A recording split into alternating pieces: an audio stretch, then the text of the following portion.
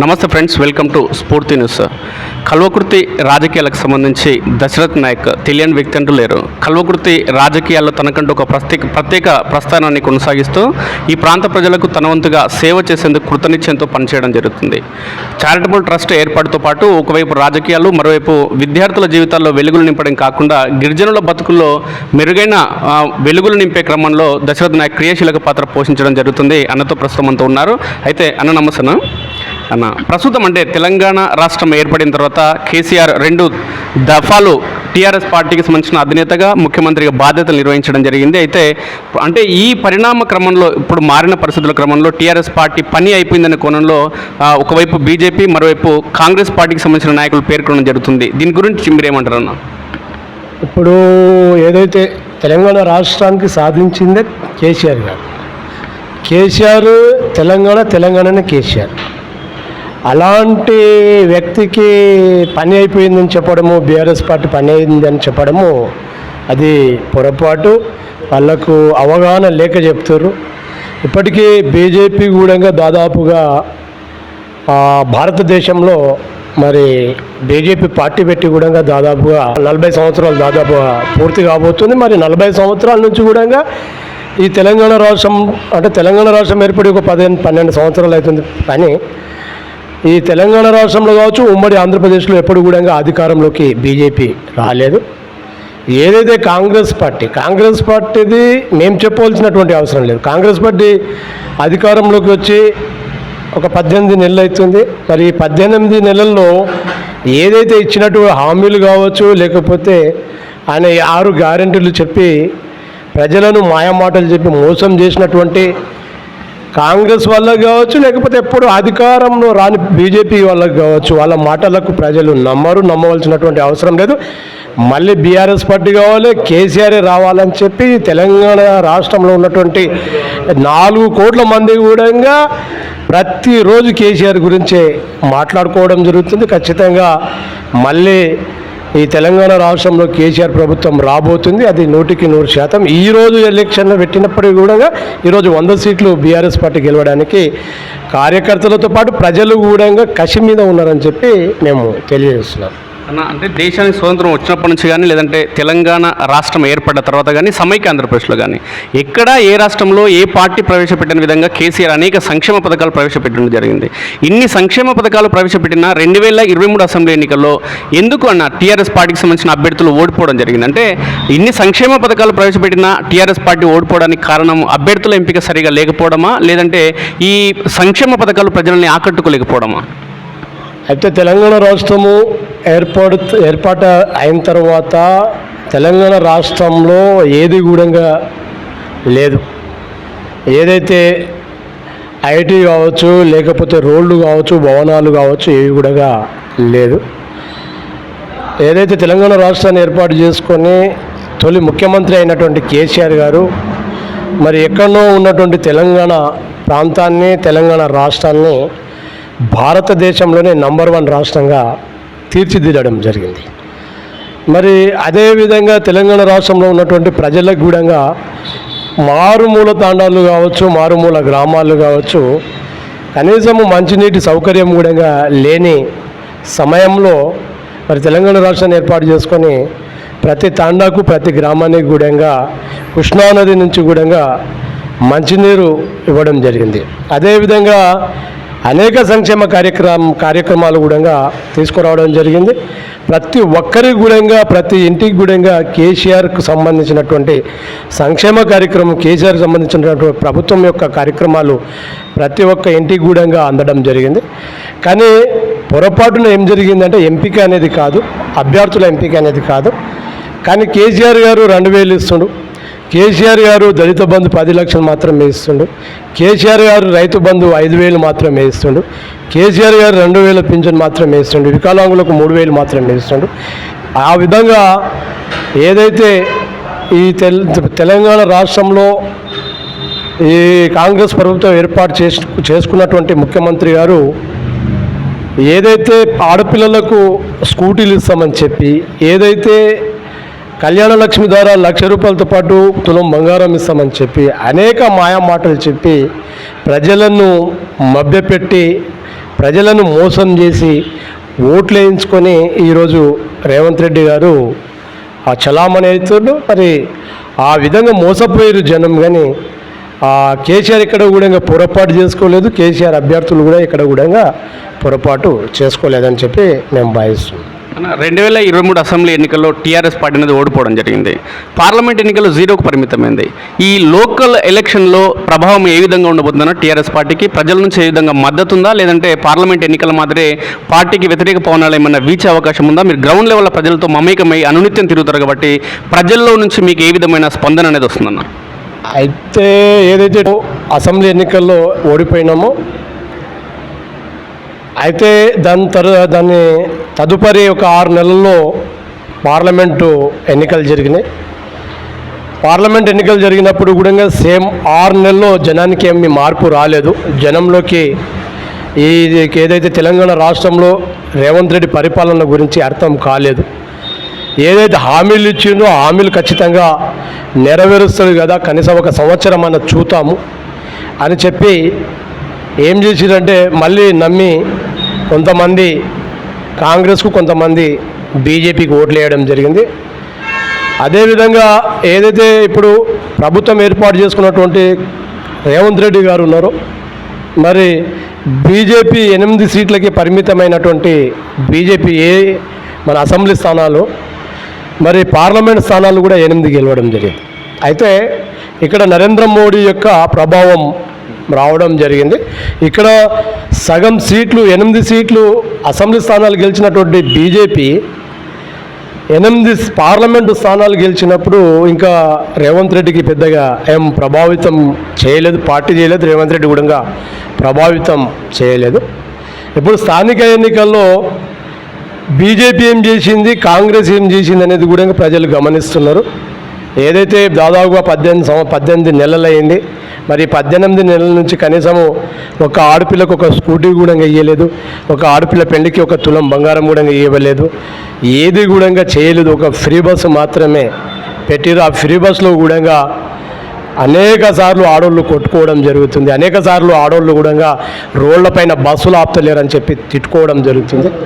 ఎక్కడ కూడా ఆయన సంక్షేమ పథకాలు అమలు కాలేదు, ఏదో మాయామాటలు చెప్పి గడుపుతురని చెప్పి ప్రజలకు డీప్గా తెలిసిపోయింది. ప్రజలు తెలుసుకున్నారు. ఖచ్చితంగా ఈ స్థానిక ఎన్నికల్లో బీఆర్ఎస్ పార్టీని భారీ మెజార్టీతో గెలిపించాలి. బీఆర్ఎస్ పార్టీ అభ్యర్థులు సర్పంచ్ కావచ్చు, ఎంపీడీసీలు కావచ్చు, జడ్పీడీసీలు కావచ్చు, ఖచ్చితంగా బీఆర్ఎస్ పార్టీ వైపు మనం ఉండాలి. బీఆర్ఎస్ పార్టీని మనం సహకరించాలి.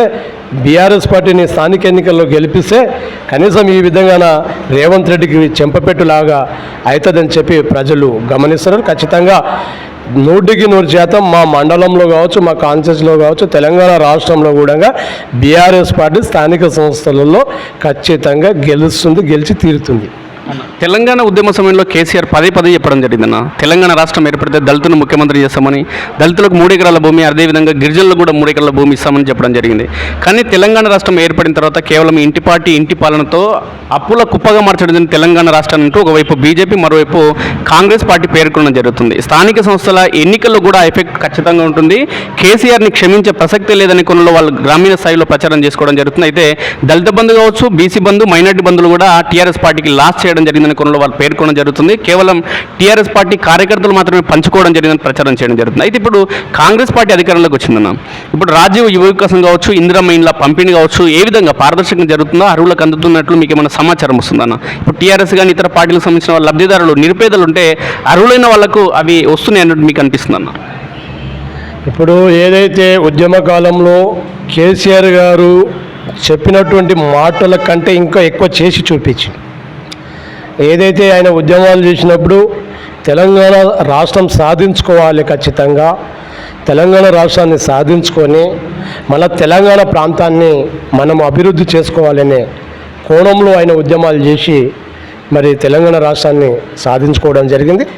మరి ఏదైతే దళితులకు 3 ఎకరాల భూమి ఇస్తామని చెప్పారో, మరి ఈ దళిత సోదరులకు మరి రాళ్ళు రప్పలు అలాంటి భూములు ఇస్తే, పోడు భూములు ఇస్తే మరి వాళ్ళు సాగు చేసుకుంటారో చేసుకోలేరో అని చెప్పి దళిత బంధు తీసుకురావడం జరిగింది. దళిత బంధువు కూడా దాదాపుగా లేని వాళ్ళకు మాత్రమే ఆ రోజు ఎన్నుకొని మరి వాళ్లకు దళిత బంధు ద్వారా 10 లక్షల రూపాయలు ఇవ్వడం జరిగింది. మళ్ళీ అధికారంలోకి వస్తే ప్రతి ఇంటికి కూడా ప్రతి దళిత కుటుంబానికి కూడా 10 లక్షల రూపాయలు ఇవ్వాలనే ఆలోచనలు ఆయన ఆ సంకల్పంతో ఆ దళిత బంధు పథకాన్ని తీసుకురావడం జరిగింది. అదేవిధంగా ఇప్పుడు ఏదైతే మీరు చెప్పినట్టు ఇప్పుడు ఉన్నటువంటి ఏదైతే రేవంత్ రెడ్డి పాలనలో మరి ఏదైతే ఇండ్లు ఇప్పుడు ఇందిరమ్మ ఇండ్లు ఇస్తారో మరి అవి నిజమైనటువంటి లబ్ధిదారులకు ఇస్తారు అని చెప్పి మీరు ప్రశ్నించడం జరుగుతుంది. మరి నిన్ననో మొన్ననో ఒక కార్యకర్త వాళ్ళ కార్యకర్తనే ఒక ఆయన చేయి మీద రాసి నాకు నిజమైనటువంటి నేను అర్హుణ్ణి, మరి నేను నిజమైనటువంటి లబ్ధిదారుణ్ణి, నాకు ఇల్లు లేదు, నాకు భూమి కూడా లేదు, నేను కాంగ్రెస్ పార్టీకి దాదాపుగా 30 సంవత్సరాల నుంచి పనిచేసే కూడా నాకు ఇల్లు ఇవ్వలేదని చెప్పి చేయి మీద రాసుకొని ఆయన చనిపోవడం జరిగింది. ఏదైతే డబ్బులు ఉన్నోళ్లకు ఏదైతే పార్టీకి బలంగా పనిచేసినటువంటి వ్యక్తికే ఈరోజు మన ఇందిరమ్మ ఇండ్లిస్తురు, కానీ ఎక్కడ కూడా నిజంగా పేదవాళ్లకు మాత్రము ఇండ్లు ఇవ్వట్లేదు. మాకు రోజు దాదాపు ఒక 10-15 మంది మాకు సమాచారం ఇస్తున్నారు. కనీసం మీరన్నా చెప్పండి అన్న అని చెప్తున్నారు, ఆఫీసర్లకు చెప్పండి అన్న కూడా మా దగ్గర రావడం కూడా జరుగుతుంది. అయినా రేవంత్ రెడ్డి ఇండ్లు ఇచ్చినా ఏది ఇచ్చినా అసలుకి రేవంత్ రెడ్డి ప్రభుత్వాన్ని కానీ రేవంత్ రెడ్డి కానీ నమ్మే పరిస్థితుల్లో జనం లేరు. కేసీఆర్ పాలనకు రేవంత్ రెడ్డి పాలనకు భూమికి ఆకాశానికి ఉన్నంత తేడా. ఇప్పుడు కేసీఆర్ అసలుకి కళ్యాణ లక్ష్మి ఆయన ప్రస్తావననే లేదు ఉద్యమంలో కానీ లేకపోతే ఎక్కడైనా కానీ. అదేవిధంగా రైతు బంధు కూడా ఎక్కడ లేదు. ఆయన స్వయాన ఒక రైతు కాబట్టి, రైతు బాధలు చూసింది కాబట్టి, ఒక ఆడబిడ్డల ఏదైతే ఆడబిడ్డ పశువు పాపలను ఆడపిల్లలను అమ్ముకోవడం చూసింది కాబట్టి మా తెలంగాణ ప్రాంతంలో ఈ విధంగా, మా తెలంగాణ రాష్ట్రంలో ఈ విధంగా జరుగుతుంది, నా తెలంగాణ రాష్ట్రాన్ని నేను అభివృద్ధి చేసుకోవాలి, ఏ ఒక్క పసిపాపను కూడా అమ్ముకోవద్దు బయట, ఏ ఒక్క పసిపాపను కూడా చంపుకోవద్దు పెళ్లి చేయలేక అని చెప్పి అనేక సంక్షేమ పథకాలు తీసుకొచ్చినండి. కేటీఆర్ కిట్లండి, ఎన్ని మంచి కార్యక్రమాలు తీసుకురావడం జరిగింది. ఈరోజు రైతు బంధు కనీసం విత్తనాలు లేని సమయంలో ఒక సేటు దగ్గర, ఒక సావుకారి దగ్గర పోయి బతుములాడుకునే పరిస్థితులు ఉండే. మరి రైతు బంధు అనే పథకాన్ని కూడా తీసుకువచ్చి రైతును ఒక భరోసాగా, రైతుని ఒక ధైర్యంగా నిలిపే విధంగా చేసిండు. రైతు బీమా ఒక రైతు చనిపోతే డైరెక్ట్ ఆయన కుటుంబానికి 5 లక్షల రూపాయలు ఇంటికి వచ్చేదండి, వారానికి ఇంటికి వచ్చేది. ఈరోజు 1400 కోట్ల రూపాయలు రైతు బీమా ప్రీమియం కూడా రాష్ట్రంలో, ఇలా తెలంగాణ రాష్ట్రంలో కట్టలేని పరిస్థితి. ఈరోజు రైతు ఎవరైనా చనిపోతే కూడా ఆయనకు పాలసీ రాని పరిస్థితి, 5 లక్షల రూపాయలు వానికి రాని పరిస్థితుల్లో ఈరోజు రేవంత్ రెడ్డి ప్రభుత్వం వ్యవహరిస్తుంది. కాబట్టి మళ్ళీ కాంగ్రెస్ ప్రభుత్వాన్ని, రేవంత్ రెడ్డిని ఎవరు నమ్మరని. అదేవిధంగా ఏదైతే మన రేవంత్ రెడ్డికి కేసీఆర్కి అసలుకి పోలికనే లేదని చెప్పి, ఎందుకంటే రేవంత్ రెడ్డికి కేసీఆర్కు చాలా వ్యత్యాసం ఉంది. ఆ కేసీఆర్తో పోల్చవలసినటువంటి అవసరం కూడా రేవంత్ రెడ్డికి లేదు. ఇప్పుడు 2023 అసెంబ్లీ ఎన్నికల్లో కాంగ్రెస్ పార్టీ మంచి మెజార్టీతో విజయం సాధించింది తెలంగాణ రాష్ట్రంలో. అయితే విజయం సాధించిన అనంతరం స్థానిక ఎన్నికలు నిర్వహించడంలో మాత్రం తాత్సారం చేయడం జరుగుతుంది. ఏడాదికి పైగా ఆ స్థానిక ఎన్నికలు నిర్వహించకుండా ప్రజల్లో వ్యతిరేకత ఉందనే కోణంలో వాళ్ళు భావించడం జరిగింది కాబట్టి ఎన్నికలు నిర్వహించలే. కానీ ఈ మధ్య కాలంలో టీఆర్ఎస్ పార్టీలో గ్రూపు తగాదాలు, ఇంటి పంచాయతీ ప్రారంభమైంది కాబట్టి మాకు అనుకూలంగా పరిస్థితులు మారే అవకాశం ఉందనే కోణంలో కాంగ్రెస్ పార్టీ నాయకులు భావించడం జరుగుతుంది. మేము చేసిన అభివృద్ధి కార్యక్రమాలు సంక్షేమ పథకాలు కాదు, టీఆర్ఎస్ పార్టీ మధ్య గ్రూపు తగాదాలు మమ్మల్ని గెలిపిస్తాయి స్థానిక ఎన్నికల్లోనే కోణంలో కాంగ్రెస్ పార్టీ నాయకులు పేర్కొనడం జరుగుతుంది. దీంట్లో ఇది ఏంటన్నా ఇలాంటి పరిస్థితి రావడానికి కారణం? ఇప్పుడు వాళ్ళు ఊహించుకుంటారు. ఇప్పుడు పార్టీ అన్నప్పుడు 1,00,000 సమస్యలు ఉంటాయండి. గ్రూప్ తగాదాలు ఎందుకున్నాయండి? ఇప్పుడు వాళ్ళ దాంట్లోనే గ్రూప్ తగాదాలు నడుస్తున్నాయి. ఒక దిక్కు కోమటిరెడ్డి బ్రదర్స్ వాళ్ళు, ఇంకో దిక్కు ఉత్తమ్ కుమార్ రెడ్డి వాళ్ళు, ఇంకో దిక్కు బట్టి విక్రమార్క వాళ్ళు, ఇంకో దిక్కు జానారెడ్డి వాళ్ళు, ఇంకో దిక్కు సుదర్శన్ రెడ్డి వాళ్ళు. వాళ్ళ దాంట్లో గ్రూప్ తగాదాలు ఉన్నాయి. కానీ మా పార్టీలో ఏం గ్రూప్ తగాదాలు ఉన్నాయండి? ఇప్పుడు కవిత ఏమంటుంది? కవిత ఏమైనా పార్టీ పెడతా అని అంటుందా? కవిత కూడా నేను కూడా బలంగా తెలంగాణ రాష్ట్రంలో పనిచేస్తానని చెప్తుంది. పార్టీ గ్రూప్ తగాదాలు ఎట్లయితుందండి? ఇప్పుడు మా కేసీఆర్ గారు బలంగా ఉన్నాక గ్రూప్ తగాదాలు ఉండవు, ఏమీ ఉండవు. అవన్నీ సామరస్యంగా మరి సరిదిద్దుకుంటారు. అది ఎలాంటిది ఏదైతే వీళ్ళు కావాలని చెప్పి గోరంత దానికి వీళ్ళు కావాలని చెప్పి ఊరంతా చేసుకుంటారు కానీ గ్రూప్ తగాదాలు లేదు, ఎలాంటి తగాదాలు కూడా బీఆర్ఎస్ పార్టీలో లేదు. ఈరోజు ఏదైతే కేసీఆర్ గారు ఆ రోజు ముఖ్యమంత్రి 10 సంవత్సరాలు ఉన్నప్పుడు ఏ నిర్ణయం తీసుకున్నా ఆయన అనుకున్న నిర్ణయానికే ప్రతి ఒక్కరు సహకరించారు. ప్రతి ఎమ్మెల్యేలు కావచ్చు, ఎంపీలు కావచ్చు, మంత్రులు కావచ్చు, మా పార్టీ అధినేత నిర్ణయమే మా నిర్ణయం అని చెప్పి ఆ రోజు చెప్పడం జరిగింది. ఈరోజు 18 నెలల వ్యవధిలో ముఖ్యమంత్రి మాట ఒక ఎమ్మెల్యే వినట్లేదు, ఒక మంత్రి వినట్లేదు, ఒక ఎమ్మెల్సీ వినట్లేదు. అలాంటి తగాదాలు, అలాంటి గ్రూప్ రాజకీయాలు వాళ్ళ దాంట్లో ఉంది. మా బీఆర్ఎస్ పార్టీలో ఎలాంటి గ్రూప్ తగాదాలు లేవు, గ్రూప్ రాజకీయాలు లేవు. మా పార్టీలో ఏదైతే కవిత గారు బలంగా పార్టీలో పని చేయడానికి సిద్ధంగా ఉన్నారు కానీ పార్టీ పెట్టడానికి ఆమె ఎక్కడ కూడా నిర్ణయం తీసుకోలేదు. అన్న, తెలంగాణ రాష్ట్రం ఏర్పడిన తర్వాత అంతకుముందు సమైక్య ఆంధ్రప్రదేశ్లో కల్వకుర్తి నియోజకవర్గం అనేది జనరల్ సీట్గా కొనసాగుతుంది. అయితే ఇన్ని సంవత్సరాలు జనరల్ సీట్గా కొనసాగుతున్న స్థానం నుంచి బీసీలు గెలవడం జరిగింది. కల్వకుర్తి నుంచి అత్యధిక జనాభా ఉంది, గిరిజనులు కూడా. మరి గిరిజనులు ఎమ్మెల్యే స్థాయికి వెళ్ళే అవకాశం ఏమైనా కనిపిస్తుందా? సమీప భవిష్యత్తులో పరిస్థితులు ఏమైనా వచ్చే అవకాశం ఉందన్న?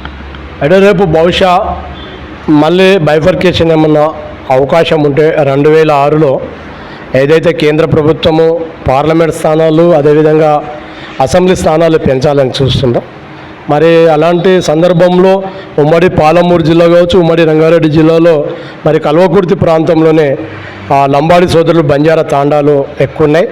మరి ఇక్కడ కూడా దాదాపు 45,000 ఓటు బ్యాంక్ ఓన్లీ బంజారా సోదరులదే ఉంది కాబట్టి, లంబాడి సోదరులదే ఉంది కాబట్టి బహుశా మేము అనుకుంటున్నాము 100% అమన్గల్ కాన్స్టిట్యూన్సీ ఎస్టీకి కావచ్చు. మరి అలాంటప్పుడు అవకాశం ఉంటే ఎస్టీకి అయినప్పుడు ఎలా అక్కడ ఎస్టీ నాయకుడే ఉంటాడు కాబట్టి అలాంటి అవకాశాలు కూడా వచ్చే అవకాశాలు ఉన్నాయి. బహుశా ఒకవేళ బైఫర్కేషన్ కాలేదనుకో, విభజన కాలేదనుకో, కల్వకుర్తి కాన్స్టిట్యూన్సీలో ఉన్నటువంటి గిరిజనుల గురించి కూడా వాళ్ళకి తెలుసు, పార్టీ అధిష్టానానికి తెలుసు. బహుశా వాళ్ళు ఏ నిర్ణయం తీసుకుంటే ఆ నిర్ణయాన్ని కూడా మేము కట్టుబడి ఉంటాం. ఇప్పుడు ఏదైతే మా ఇన్ఛార్జ్ గారు జయపాల్ యాదవ్ గారు ఉన్నారో, ఇప్పుడు జయపాల్ యాదవ్ గారిని ఇన్ఛార్జిగా కొనసాగిస్తారు. అదేవిధంగా ఆయన మా ఎమ్మెల్యే గెలిచినటువంటి అనుభవం ఉంది. ఆయనకు కూడా ఈసారి పార్టీ ఏదైతే నిర్ణయం మళ్ళీ ఆయనకే ఇస్తే మేము పార్టీ నిర్ణయం ప్రకారమే శిరస్సు నుంచి పనిచేయడానికి కూడా సిద్ధంగా ఉన్నాం. మరి అదేవిధంగా గిరిజనులు ఎక్కువ ఉన్నటువంటి ప్రాంతము, మరి ఒక గిరిజన నాయకుడిని కూడా ఇక్కడ మనం అభ్యర్థిగా ప్రకటిస్తామని చెప్పి పార్టీ నిర్ణయం తీసుకుంటే దాన్ని కూడా మేము స్వాగతిస్తామని చెప్పి మేము మీ మీడియా ద్వారా తెలియజేస్తున్నాం.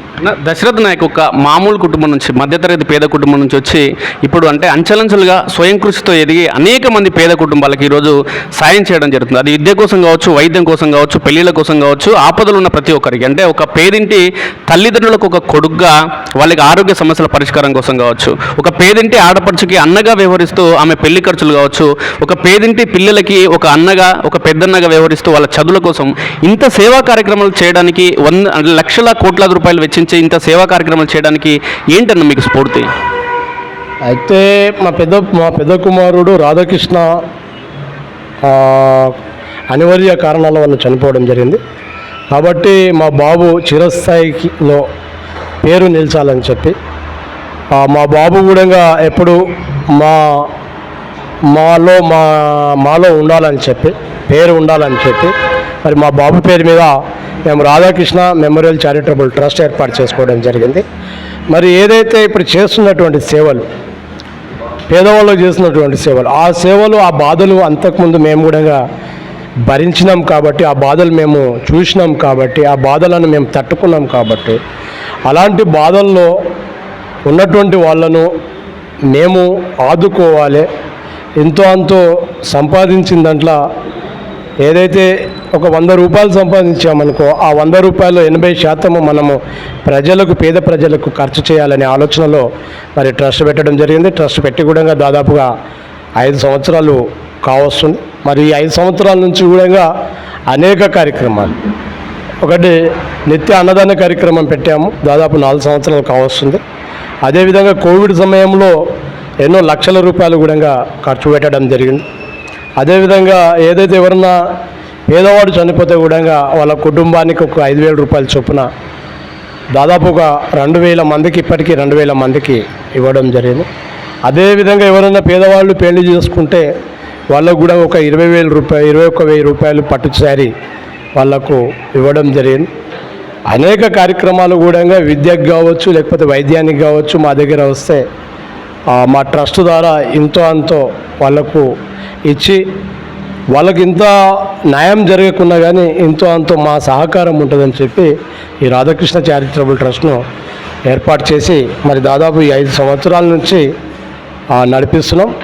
బహుశా ఈ రాధాకృష్ణ మెమోరియల్ చారిటబుల్ ట్రస్టు రాబో కాలంలో కూడా మరిన్ని సేవా కార్యక్రమాలు కూడా చేయడానికి మేము సిద్ధంగా ఉన్నాం.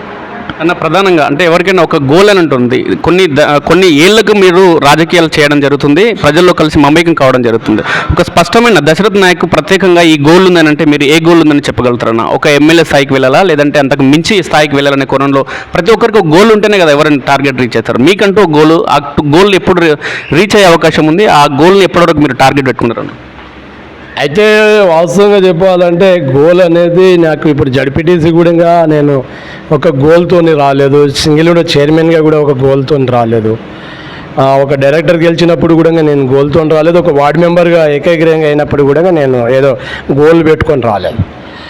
ఇప్పుడు మేము ప్రజాసేవ చేయాలనే ఆలోచనతో ముందుకు వస్తున్నాము. ప్రజా సేవల్లో భాగంగా రాజకీయంలోకి ఉన్నాం. ఏదైతే ప్రజలు నిర్ణయిస్తారు, నేను ఏ గోల్ అయితే పెట్టుకోలేదు. బహుశా నేను జడ్పీటీసీ అయితే అని నేను ఎప్పుడు కూడా ఊహించుకోలేదు. ఆ స్థాయి కుటుంబం కూడా కాదు మాది. ఆ స్థాయి నుంచి వచ్చిన వాళ్ళం మేము. ఒక సింగిల్ విండో చైర్మన్ జనరల్ సీట్లో కూడా ఒక సింగిల్ విండో చైర్మన్ అయితే అని కూడా అనుకోలేదు. ఆ స్థాయి కూడా కాదు. మరి బహుశా ఏదైతే ఇప్పటిదాకా మీరు అన్నట్టు అవకాశము ప్రజలు ఇస్తే ఏదైనా సాధ్యం కావచ్చు. ఒకవేళ ప్రజలు ఇవ్వలేదనుకో మనం సాధ్యం కాని పనికి మనము ప్రయత్నం కూడా చేయము. ఎప్పుడు దాదాపుగా నేను 20-25 సంవత్సరాల నుంచి నిత్యం ప్రజల్లోకి ఉన్నవాస్తున్నది. ప్రతి తండ కావచ్చు, ప్రతి గ్రామం కావచ్చు, ప్రతి గ్రామంలో ప్రతి తండలో కూడా మనం ఎక్కడ వెళ్ళినా ఏ పార్టీకి సంబంధం లేకుండా ఒక రాధాకృష్ణ మెమోరియల్ చారిటబుల్ ట్రస్ట్ ద్వారా మా ఇంటికి ఇంతో అంతో సాయం అందింది. మేము లేకపోతే కనీసం కర్తాలు పోయినప్పుడు వాని ఇంటి దగ్గర రాధాకృష్ణ మెమోరియల్ చారిటబుల్ ట్రస్ట్ దగ్గర వెళ్ళినప్పుడు మేము ఇంతో అంత భోజనం కూడా చేశాము. దశరథ్ నాయక్ అనే వ్యక్తి వచ్చిండు అని, దశరథ్ నాయక్ అనేటైనా అందరికీ ప్రతి ఒక్కరికి నోటెడ్ ఉంటుంది. కాబట్టి అలాంటి అవకాశం ఏమైనా ఉంటే ఇప్పుడు నా మండలం కంటే, కర్తాల మండలం కంటే బయట మండలాల్లో పోతే కూడా జనము అరే ఒక దశరథ్ నాయక్ అనేటోడు వచ్చిండ్రు అబ్బాయి అని చెప్పి కూడా వాళ్ళు మమేకం అవుతుంటారు, మాతోని కలుస్తుంటారు, మాట్లాడుతుంటారు. మనం జనానికి చూస్తే అప్పుడే అర్థమవుతుంది, మనకు అర్థమవుతుంటుంది ఏంది ఈరోజు జనం ఏ విధంగా మాట్లాడుతుర్రు, మన మీద ప్రేమతోని మాట్లాడుతుర్రా లేకపోతే ఇంకో రకంగా మాట్లాడుతుర్రా అనేది మాకు అర్థమవుతుంటుంది. ఖచ్చితంగా అవకాశం ఏదొచ్చినా, భగవంతుడు అవకాశం ఏది ఇచ్చినా, ప్రజలు ఏ విధంగా నాకు చేయాలనుకున్నప్పటికీ కూడా ప్రజల పక్షాన ఎప్పుడు నిలుస్తాం. ప్రజలు ఒక అవకాశం ఇస్తే దేనికైనా మనము సిద్ధంగా ఉంటాం. కల్వకుర్తి రాజకీయ చరిత్రలో అనేక మంది ఎమ్మెల్యేలు అయ్యారు, ఎమ్మెల్సీలు అయ్యారు, అనేక మంది కోట్లాది రూపాయలు సంపాదించడం జరిగింది. అది వాళ్ళకి స్వయం కృషితో కావచ్చు, వ్యాపారాలతో కావచ్చు సంపాదించడం జరిగింది. ఎవరు కూడా నిత్యాన్నదాన కార్యక్రమం అనేది మన కల్వకుర్తి చరిత్రలో ఇన్ని సంవత్సరాల తరబడి నిర్వహించలేదు. కేవలం దశరథ్ నాయక్కి ఎందుకు ఇది సాధ్యమవుతుంది? ఎందుకు ఇది ప్రత్యేకంగా అన్నదాన కార్యక్రమం అనేది ఎంత ఆషమాషి వ్యవహారం కాదు. ఎందుకంటే రోజు ఆ వంటలు కార్యక్రమం నిర్వహించడం కావచ్చు, వాళ్ళకి వడ్డించడం కావచ్చు. ఎందుకంటే నేను గమనిస్తున్నాం ఇక్కడ ఉన్నటువంటి పారిశుద్ధ్య కార్మికులు కావచ్చు, లేదంటే పెద్ద పెద్ద ఇక్కడ నుంచి వచ్చే నాయకులు కావచ్చు, ప్రభుత్వ ఉద్యోగులు కూడా చాలామంది ఇక్కడ తిని వెళ్ళడం జరుగుతుంది. ఈ సంవత్సరాల తరబడి ఈ అన్నదాన కార్యక్రమం ఎవరికి సాధ్యం కాని విధంగా, ఎందుకంటే మీకంటే మంది ధనవంతులు కూడా కల్వకుర్తి నియోజకవర్గంలో అనేక మంది, వందలాది మంది ఉన్నారు, కోట్లాది రూపాయలు సంపాదించిన వాళ్ళు. మరి మీరే చేయడానికి కారణం ఏంటన్నా? అంటే మీరు మంచి ప్రశ్న అడగడం జరిగింది. ఇప్పుడు మేము ఒక చారిటబుల్ ట్రస్ట్ పెట్టడం జరిగింది, మా కుమారుని పేరు మీద పెట్టడం జరిగింది. ఆ అన్న ముక్క విలువ మాకు తెలుసు కాబట్టి మేము చిన్నగా ఉన్నప్పుడు మా నాయనతో పాటు, అప్పుడు అమ్మనగల్ మండలం ఉన్నప్పుడు మా నాయనతో పాటు ఏదైనా పని మీద పోయినప్పుడు డబ్బు లేక ఆకలితో మళ్ళీ రిటర్న్ వచ్చినటువంటి రోజులు ఉన్నాయి.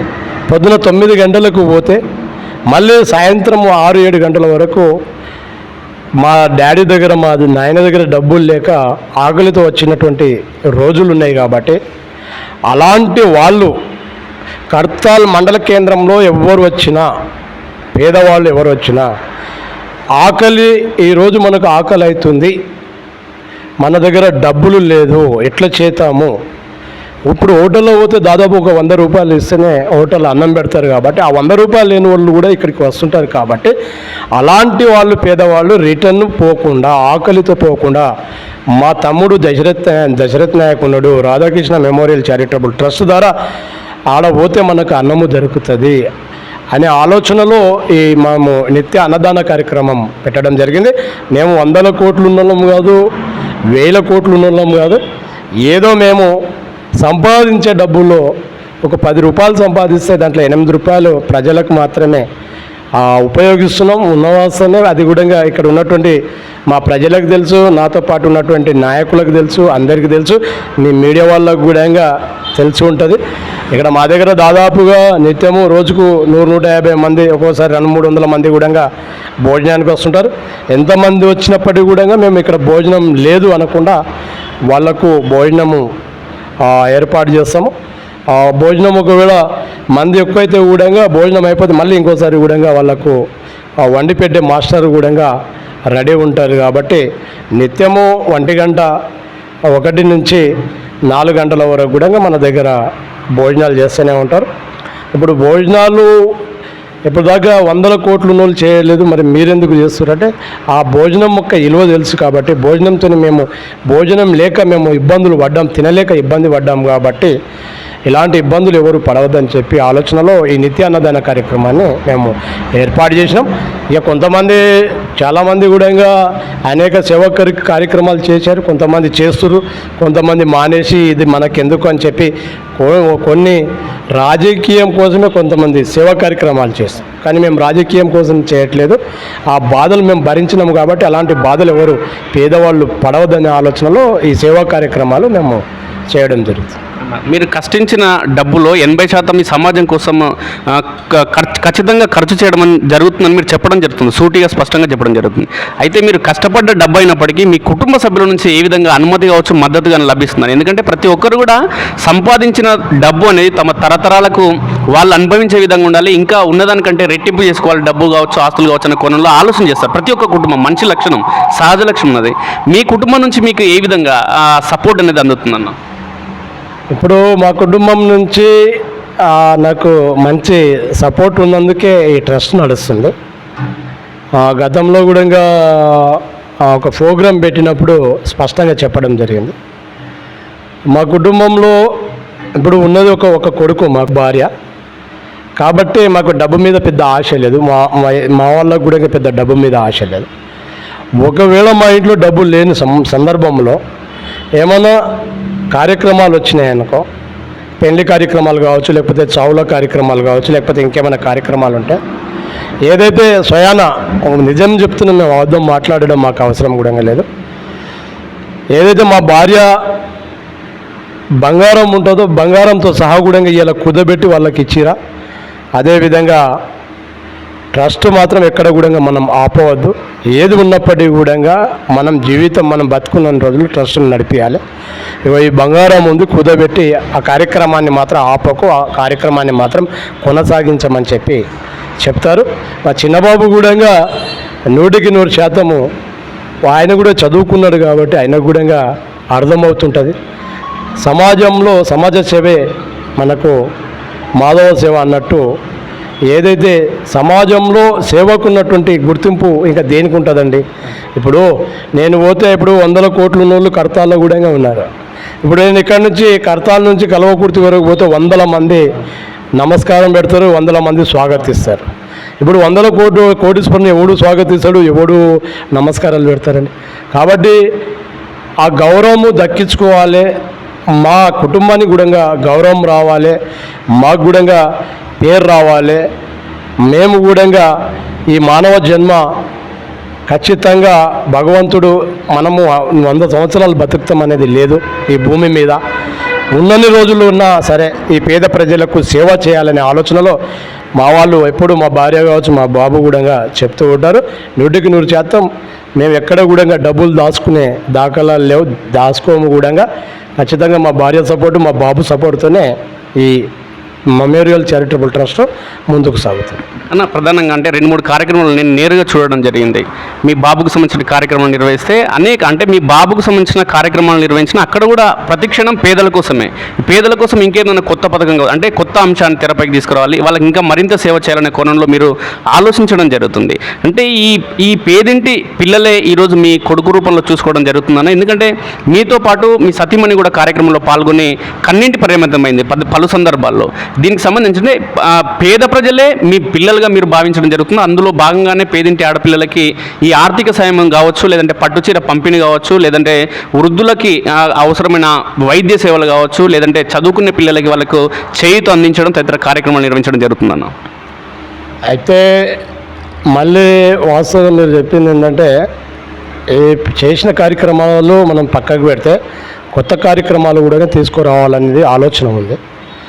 ఏదైతే తల్లిదండ్రులు లేని ఆడబిడ్డలు ఉంటారో గతంలో కూడా చెప్పడం జరిగింది, వాళ్ళు ఒకవేళ పెళ్లి చేస్తే 1,00,000 రూపాయలు, 1,00,000 రూపాయలతో పాటు తులం బంగారం కూడా వేయాలని మా ట్రస్ట్ నిర్ణయం తీసుకుంది.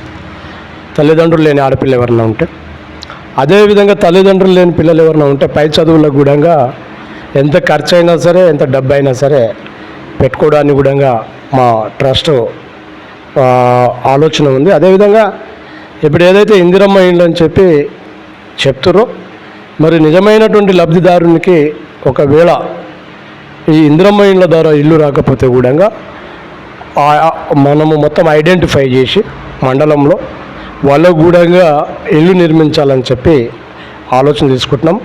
ఖచ్చితంగా ఈ నెల 15 రోజుల లోపల ఖచ్చితంగా ఈ మండలంలో ఇంకో 4 ఇండ్లు కూడా భూమి పూజ చేసి నిర్మించడానికి కూడా మా ట్రస్ట్ ఆలోచన ఉంది. ఖచ్చితంగా ఇంకేమన్నా పేదవాళ్లకు మేము దాదాపుగా ఎప్పుడు నిత్యం పేదవాళ్ళ వైపే ఉంటాం కాబట్టి, పేదవాళ్ళతోనే తిరుగుతుంటాం కాబట్టి ఖచ్చితంగా ఇంకేమైనా సమస్యలు ఉన్నా, ఇంకేమన్నా కొత్త ఆలోచనలు వచ్చినా మేము మా ట్రస్ట్ నిర్ణయం తీసుకుంటుంది. నిర్ణయం తీసుకొని ఏదైతే కార్యక్రమాలు ఇప్పటిదాకా నేను చెప్పినటువంటి 3-4 అంశాలు చెప్పినటువంటి కార్యక్రమాలు కూడా ఖచ్చితంగా ఈ నెల 15 రోజుల లోపల చేయబోతున్నామని చెప్పి తెలియజేస్తుంది. అన్న, ఒక ప్రభుత్వాలు రాజకీయ నాయకులు కానీ లేదంటే రాజకీయ పార్టీలు మాత్రమే ఇళ్ల నిర్మాణం కావచ్చు, పెద్ద అంటే లక్షల రూపాయల సాయం కావచ్చు, లేదంటే బంగారు పంపిణీ ఇలాంటి కార్యక్రమాలు చేయడం జరుగుతుంది.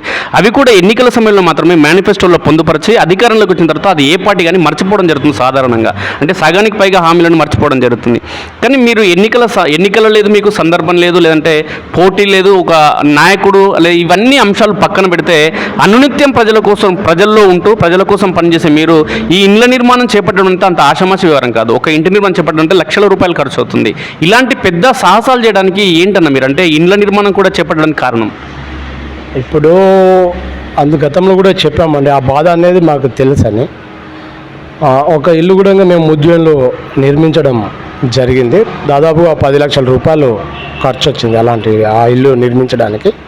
మరి ఆ ఇంటిని కూడా మాజీ మంత్రివర్యుడు హరీష్ రావు చేతుల మీదకెళ్ళి కూడా ప్రారంభించడం జరిగింది. మీరు కూడా అక్కడికి రావడం జరిగింది. అయితే ఆలోచన ఏముందంటే, మేమేదో రాజకీయం కోసం ఇది చేయాలనేది కాదు, నిజంగా పేదవాళ్ళ కోసం చేయాలనే ఆలోచనతోనే ఈ కార్యక్రమాలు చేపడుతున్నాం. ఇప్పటికీ మేము కోట్ల రూపాయల అప్పులు కూడా ఉన్నాం. కానీ పేదవాళ్ళ కోసం మనం పుట్టిందే ఒక పేద కుటుంబంలో. ఈ జన్మ ఇచ్చినటువంటి ఏదైతే తల్లిదండ్రులు ఉన్నారో, మా తల్లిదండ్రులు కూడా ఒక పేదవాళ్ళుగానే చనిపోవడం జరిగింది. మరి కనీసము మనం ఈ స్థాయిలో ఉండి కూడా పేదవాళ్లను న్యాయం చేయకపోతే ఈ జన్మేందుకు అనే ఆలోచనలో ఈ సేవా కార్యక్రమాలు ఏర్పాటు చేసుకోవడం జరుగుతుంది. ఏదైతే మేము కూడా వ్యాపారం చేస్తుంటాం, ఏదో రియల్ ఎస్టేట్ వ్యాపారం కావచ్చు, లేకపోతే ఇంకేమన్నా చిన్న చిట్క వ్యాపారాలు కావచ్చు, ఆ వ్యాపారంలో ఇప్పటిదాకా కూడా మీకు చెప్పాను, మాకు ఒక 10 రూపాయలు వస్తే 8 రూపాయలు ట్రస్ట్కే ఖర్చు పెడతామని చెప్పి, ఏది ఏమైనప్పటికీ కూడా ఇక్కడ ఉన్నటువంటి ఏదైతే మా నివాసం ఉందో గతంలో కూడా చెప్పడం జరిగింది, ఈ నివాసం అమ్మినంత వరకు పర్వాలేదు, ఖచ్చితంగా పేద ప్రజల వైపే ఉంటాం, పేదలకు ఎప్పుడు సాయం చేస్తూనే ఉంటామని చెప్పి మీ మీడియా ద్వారా తెలియజేస్తాం.